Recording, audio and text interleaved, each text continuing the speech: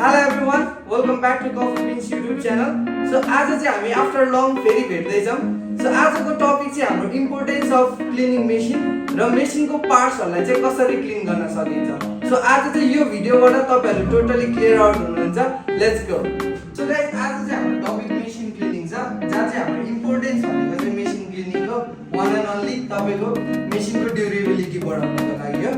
So every time तपाईहरुले चाहिँ सकेसम्म 2 आवर्स पछि चाहिँ आफ्नो मेसिनहरुलाई चाहिँ क्लिन गर्नुपर्छ. सो फर्स्टमा चाहिँ एभ्री 2 आवर्स पछि चाहिँ फर्स्टमा क्लिन गर्नुपर्ने भनेको चाहिँ तपाईहरुको ग्रुप हेड जुन चाहिँ एभ्री टाइम युज गरिसकेपछि अब ग्रुप हेडमा चाहिँ कफी डस्टहरु अड्केर बसेको हुन्छ स्टक भएर. सो त्यसलाई क्लिन आउट गर्नको लागि हामीसँग पोर्टा फिल्टरमा चाहिँ हाम्रो यो ब्लाइन्ड बास्केट हुन्छ जुनमा चाहिँ यहाँ बिचमा होल्स हुँदैन एक्सट्र्याक्सनको लागि. अब अर्को बास्केटमा होल्स हुन्छ भने यसमा हुँदैन. सो यो तपाईले एनी पोर्टा फिल्टरमा अट्याच गर्न सक्नुहुन्छ र सुरुमा एकचोटी रिन्स गर्ने र रिन्स गरिसकेपछि अब तपाईले अट्याच गर्ने पोर्टा फिल्टरलाई र म्यानुअल क्लिन गर्ने. म्यानुअल क्लिनको लागि चाहिँ तपाईहरुले एकचोटी अन गर्नुहुन्छ. अब यो अन गरिसकेपछि आफै के हुन्छ त बास्केटले गर्दा चाहिँ यो ब्याक फ्लस हुन्छ. अब एकैछिनपछि अफ गर्नुपर्छ.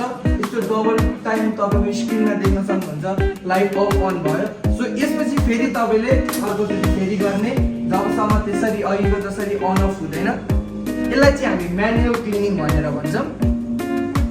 ल डन. यो चाहिँ तपाईले 3 देखि 4 टाइमसम्म गर्नुपर्ने हुन्छ. कन्टिन्यू गर्ने. अब त्यति बेरसम्म तपाईले यतिकै बस्नु भन्दा बेटर फास्टको लागि चाहिँ अरूतिर पनि वाइप आउट गर्दै गर्न सक्नुहुन्छ. ल भयो. अब देख्न सक्नुहुन्छ यहाँनिर डस्टहरु आएको छ यो कफी डस्ट टोटली ठीक. अब जबसम्म चाहिँ हाम्रो यो पुरै क्लियर वाटर आउँदैन त्यति बेरसम्म चाहिँ तपाईले म्यानुअल क्लिनिङ गर्न सक्नुहुन्छ. र हामीसँग सेमी अटोमेटिक मेसिन छ. सो हामीसँग चाहिँ अटोमेटिक अप्सन्सहरु पनि हुन्छ. जस्तो तपाईको म्यानुअल बटन र espresso single shot button press गर्नुहुन्छ भने अब अटोमेटिक क्लिनिङ हुन्छ यो चाहिँ. सो दुईटा अप्सन छ तपाईसँग. अब यो अटोमेटिक क्लिन हुँदै गर्ने टाइमसम्म चाहिँ हामी यहाँनिर अर्को पार्ट्सहरुलाई क्लिन गर्न सिकौं जसको लागि चाहिँ हामीलाई पिचर चाहिन्छ. सो पिचरमा वाटर. अब स्टिम गर्नको लागि चाहिँ तपाईले पज गरेर सिम्पली अन गरेर अप डाउन साइड यसरी क्लिन गर्न सक्नुहुन्छ. अब यो क्लिन गर्नुको रिजन चाहिँ तपाईहरुको के हो भन्दाखेरि मिल्क फ्रदिङ गर्दै गर्दाखेरि यसको बाहिर चाहिँ मिल्कको जुन टेक्सचर हुन्छ फोम त्यो चाहिँ टाँसेर बसेको हुन्छ स्टक भएर र भित्र पनि होल्सहरुमा बस्न सकेको हुन्छ. सो तिनीहरुलाई क्लियर आउट गरेको र जहिले पनि युज गरिसकेपछि चाहिँ आफ्नो स्टिम वाललाई मजाले वाइप गरिदिनु होला. सो यो यसको पनि क्लिन गर्दाखेरि स्टिम वाल क्लियर वाटर नआउँदैसम्म गर्नु. ओके. र त्यसपछि रहेको छ हाम्रो यो ड्रेनेज ट्रेहरु. यसमा अब तपाईहरुले हेर्दै गर्दा यहाँ सबै डस्टहरु झरेको हुन्छ. सो यो डस्टहरुलाई चाहिँ तपाईहरुले सकेसम्म क्लोजिङ टाइम अथवा एभ्री 2 आवर्स पछि चाहिँ क्लिन गर्नुपर्छ. यसले यो होल्सलाई नत्र स्टक गरेर त्यो रोकेर राख्छ पानी जानबाट. र जुन हाम्रो यो वाटरहरु कलेक्ट हुने यो ड्रेनेज ट्रे हुन्छ देख्न सक्नुहुन्छ सरी ड्रेनेज.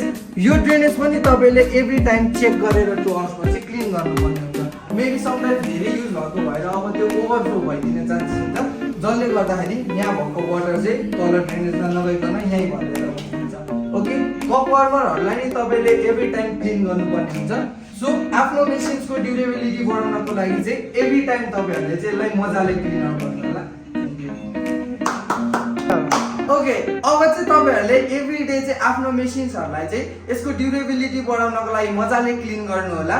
र तपाईहरुले अझै अरु राम्रो भिडियोहरुको लागि keep supporting us. Like share and subscribe. Bye bye guys.